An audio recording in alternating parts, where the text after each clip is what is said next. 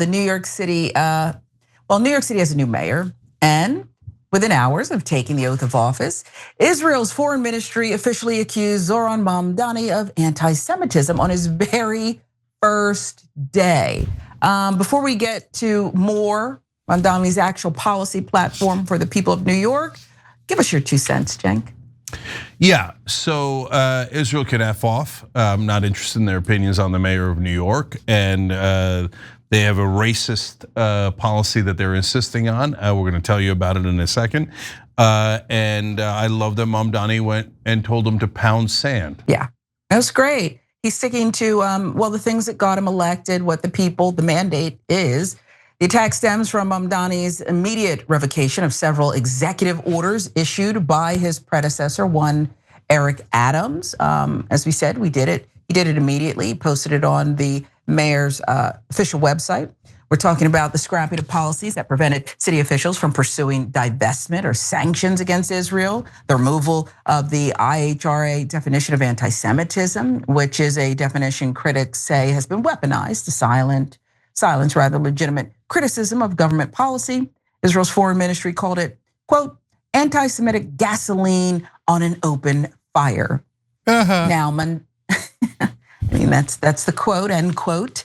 Mamdani has repeatedly clarified that his criticism is rooted simply in human rights, his commitment to the dignity of all New Yorkers, including the Jewish community he repeatedly pledged to protect during his swearing in. He even quipped during the ceremony, quote, where else could a Muslim kid like me grow up eating bagels and lox every Sunday?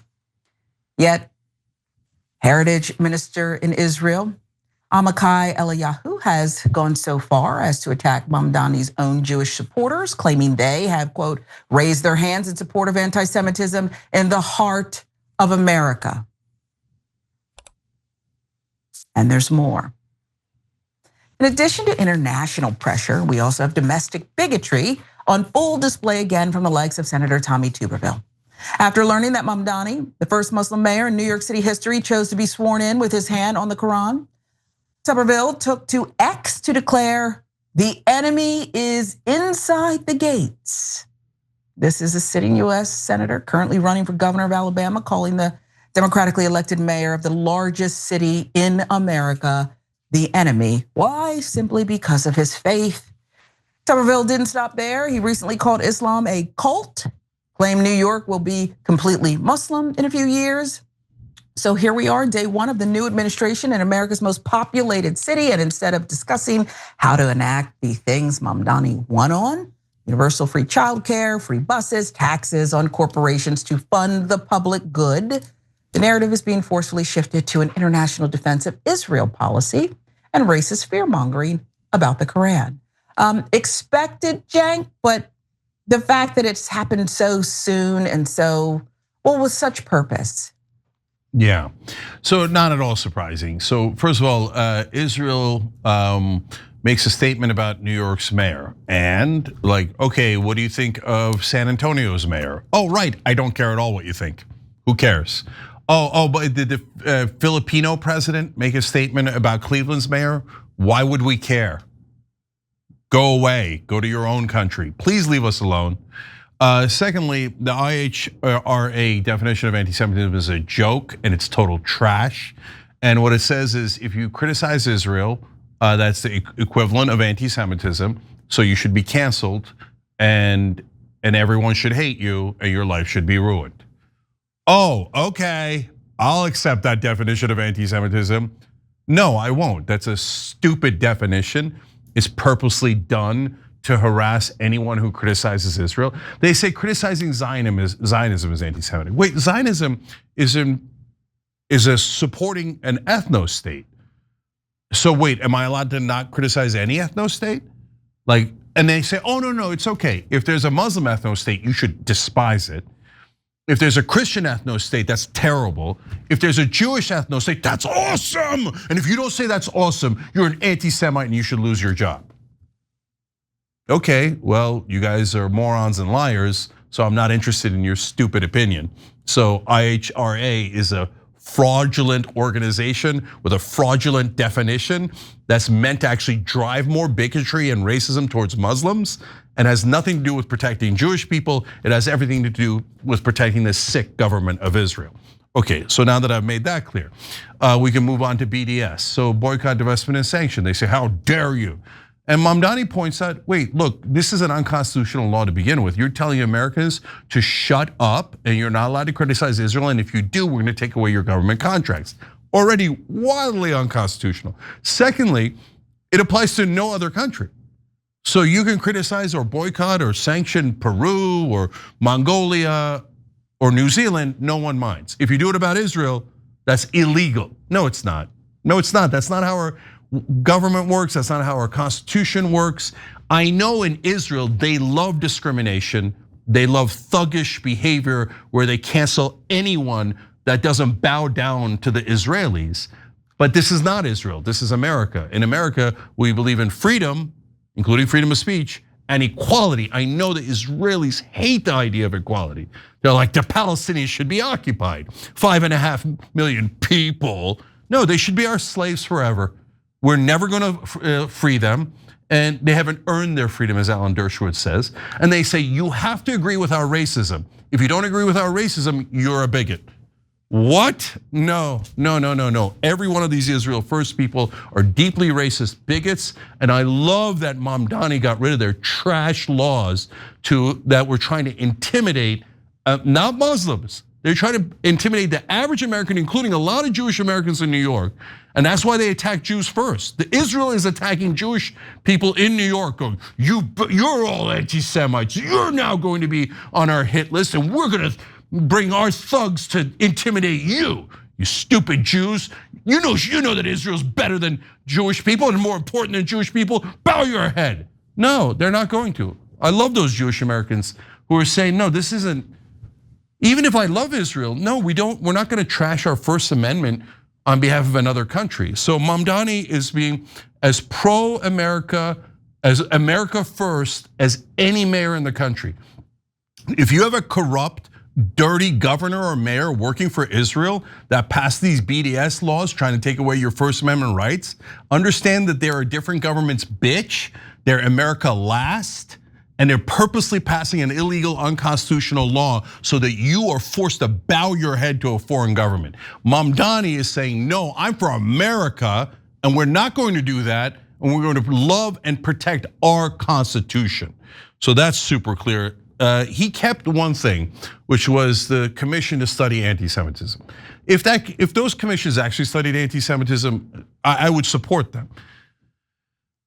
9 out of 10 times, the whole purpose of the commission is to say, oh, that guy was against Israel. Make sure that he can't get a government job, he can't get a government contract. Make sure that you intimidate his family and try to ruin his life in every imaginable way, right? So usually it has nothing to do with anti-Semitism, but I understand you don't want to get rid of a commission on studying anti-Semitism, and there is some anti-Semitism. So if you make the commission do its actual work, no problem at all. I want to protect everybody from every religion. I want to protect Americans, no matter what their religion is. And so lastly on Tuberville, the enemy within. Okay, well look, again, if you said it about any other religion, let's pick Judaism out of a hat. If a US senator said, the enemy Jews are within the gates, we have to do something about the Jews, everybody would say, okay, censure, he should obviously step down immediately. And you would all concede. There isn't a single person watching who wouldn't concede that would be the #1 issue in America. Like everyone would be talking about it. Imagine if a Democratic senator said the Jewish enemy is inside the gates. Over. That person's career is over. It's 24/7 news cycle, congressional hearings. We have to give Israel more money. You say it about Muslim Americans, everyone's like, who cares?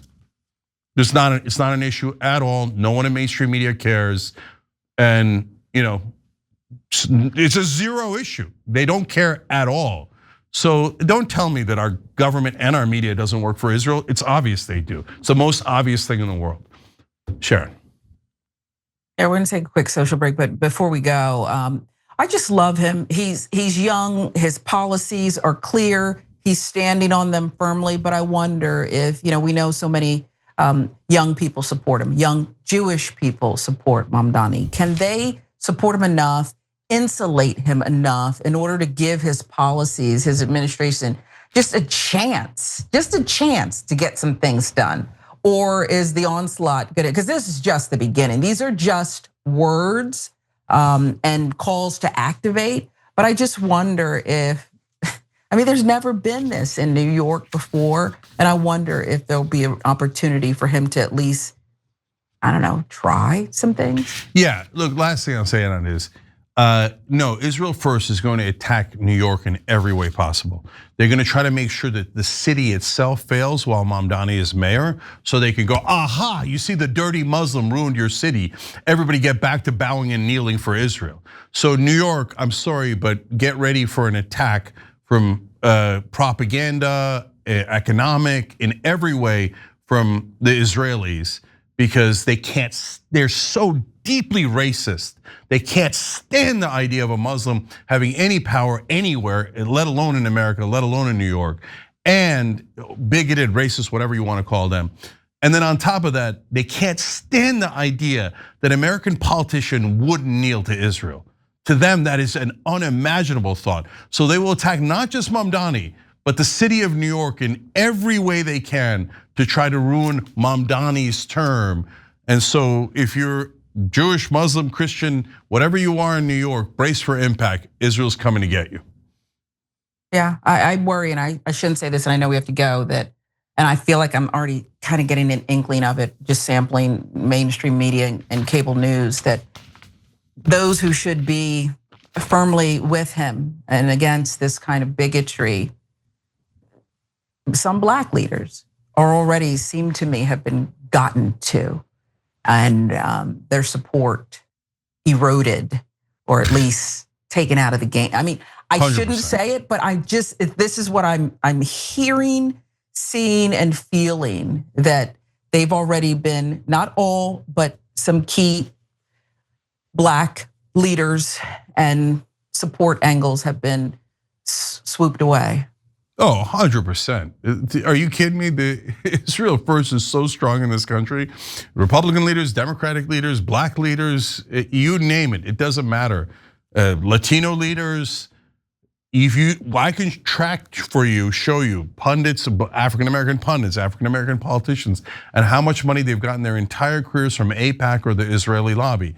So that when there's a situation like this, they go, hey, all right, hey, person, let's leave it at that.